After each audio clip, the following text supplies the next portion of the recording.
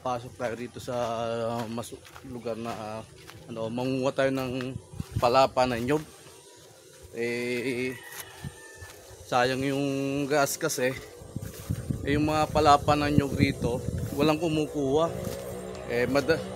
Pag oras na tag-init na, tag-araw, ito pa, panggatong rin po yun yung mga palapa na nyog. Kaya nandito na tayo, mangunguha tayo ng palapa na nyog.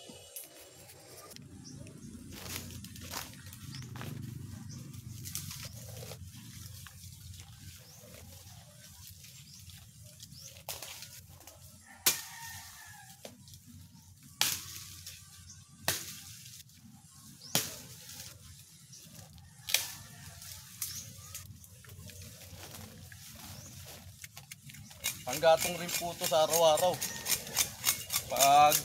Pagdating po ng tag-init, itong mga kahoy na kukunin natin, magagamit po natin to. Bigla tayo mawalan ng gas, at least meron tayong mga naipon na palapa na nyog na pwede panggatong. Ayan po. Kaya ito po, tawag po sa amin ito unlong. Madingas po ito.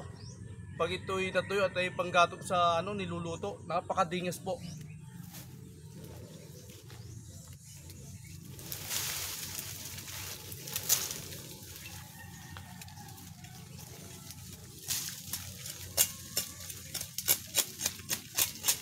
Hanggat wala pa tayong biyahe, kahit siguro pag may biyahe na tayo, mag-iipon na rin tayo ng ganitong panggatong. Kahit may biyahe na tayo, mag-iipon pa tayong panggatong na ganito.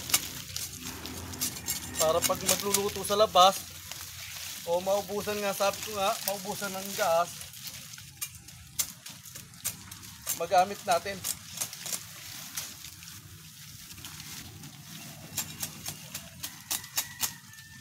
Mahirap kumuha ng ganito. Kakayasin mo pa yung mga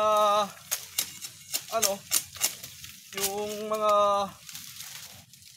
dahon-dahon ng nyog.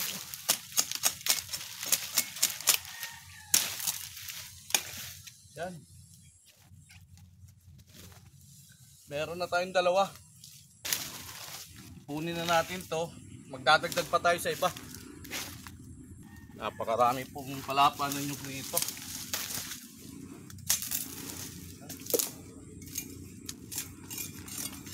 Pagdating ng oras,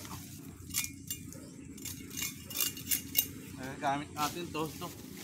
Pati itong tanga po ng mangga, magagamit natin to. Pagdating ng oras, pag maubusan ng gas, tabi-tabi po.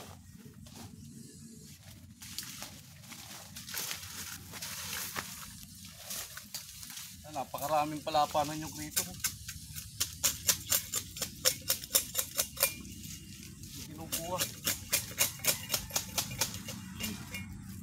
Ito ang gamit nating itak.